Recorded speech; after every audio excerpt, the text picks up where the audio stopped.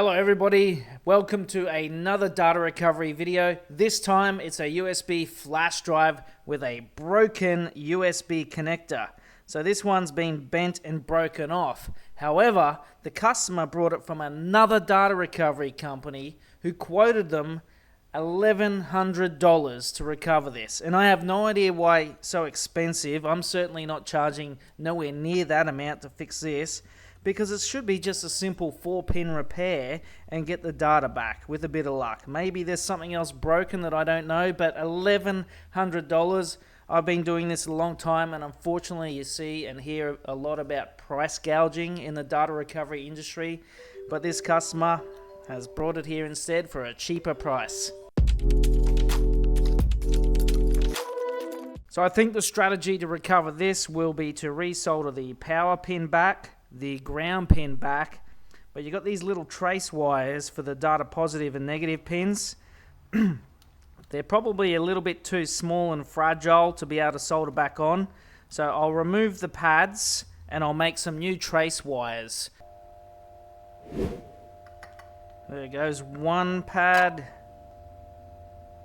Just got to get some heat into it. Should fall off. There we go, removed. Now we'll solder this back to the PCB.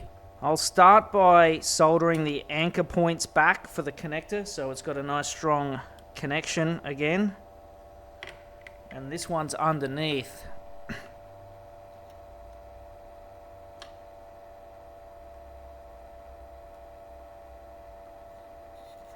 Just want to see that solder melt all the way through so it's nice and strong again.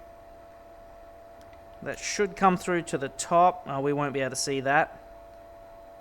Something else has been possibly torn off here. That might be the plastic housing that it used to be on. And we'll do a bit of flux. $1,100. I think it's going to take me 10 minutes, 5 minutes. Let me know in the comments what you think a fair price is to quote for this job. Okay, now this one we want the pad, and we're going to try and ball some solder onto the I probably should have scratched that back a bit. It's a bit thin. That looks like it might be enough.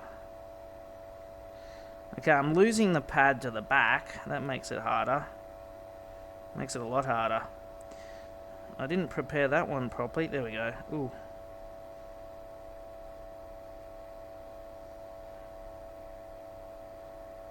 Okay. It's not the best soldering job there. I'll give him a discount for that. So I've got some enameled wire that I'm going to use to make new trace wires. And we do need to melt back the coating first. So I'm just going to do that with a ball of solder and just tip it in and let it melt off.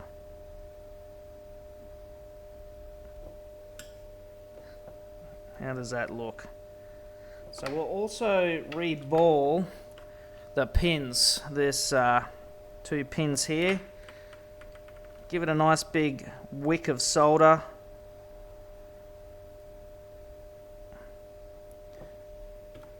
And that's so that the wire should solder in nice and easy. So we just got to remember which one goes where.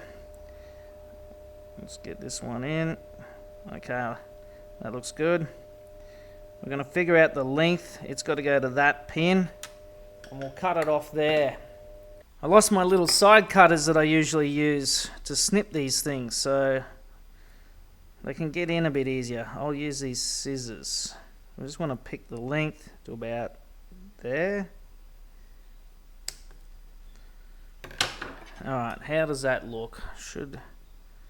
I don't like... Yeah, that'll work. Okay, that one will go to there. I think we'll tin these at the same time. So let's get this enameled wire, and we'll do the same thing. We'll attach another one to here.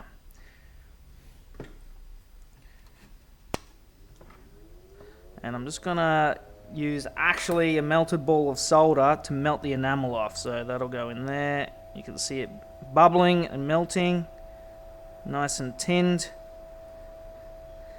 It's the only thing that's annoying about enameled wire is stripping it. It's just too small. I've got all the little tools and gadgets. Depends which gauge it is. In you go. Perfect. Again, this one has to cross though to the outside. Now they are differential pair, but shouldn't matter. We'll go try and match the length. Somewhere about there. What do you think?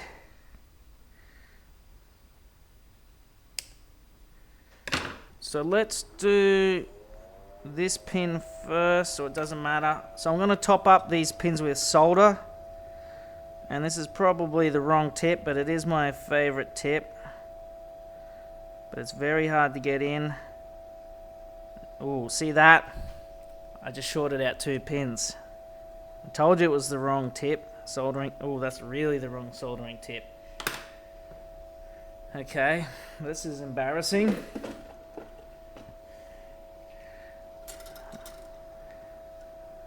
Let's pull that solder out. Yeah, I'll change the tip. Back in a second. Okay, I'm back with hopefully the correct tip.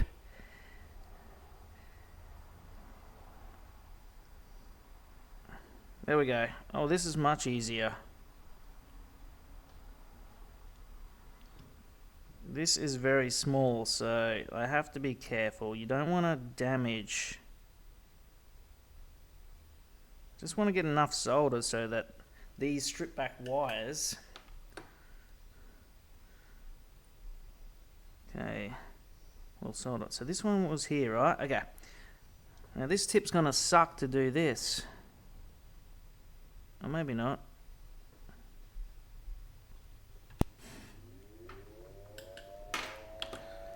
So we've tinned the end of this little wire. And now I'm trying to try and... Okay, God damn it, it's too long. And it's hard to... That's way too long. Okay. Maybe if I can... There we go. Okay, we've bowed it up. Oh, man. Damn. This is... Okay. I just got to take a deep breath because I cannot hold that with these tweezers.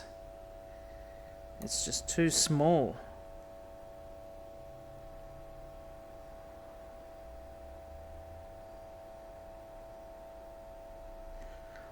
Let that cool. Okay, honestly, that looks professional. That's actually pretty good for me. And again, we will tin the end of this wire back.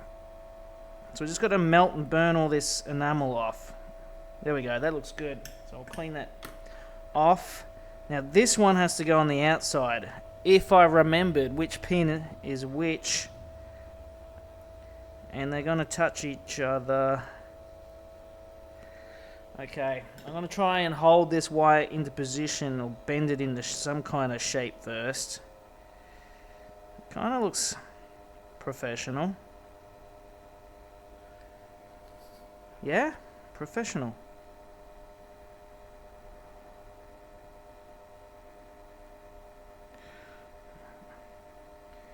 I might...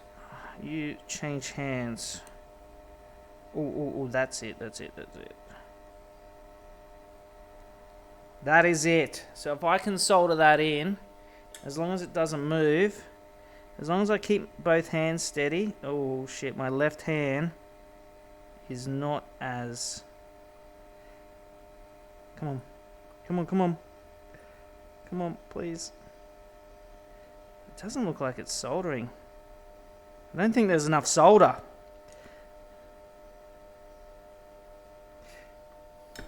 I'm not sure. Let's zoom in.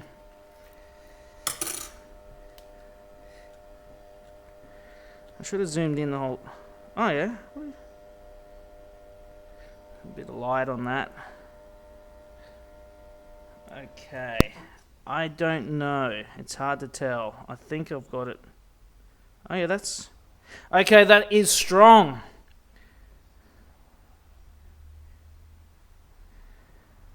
Now, I don't think these wires... So these wires can touch. They are insulated, but I'll just make sure they're not. So I'll kind of move them. I usually like pretty shapes.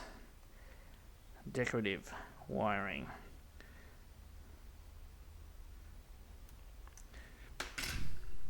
Not going to happen. But there is my $1,100 payday if I work for the other guys. Not this lousy cheap company. No, I'm kidding. Customer will be happy. I think we've got it. I'll power it up. Let's have a look. So I've just plugged it in and we're going to see if it works. It has detected.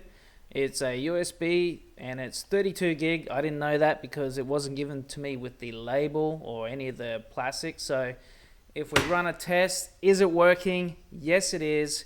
We do have access to it. We've got about, 13 megabytes a second if you look here. So we've got access to it. I'll get all the data off it and I'll see you guys in another video.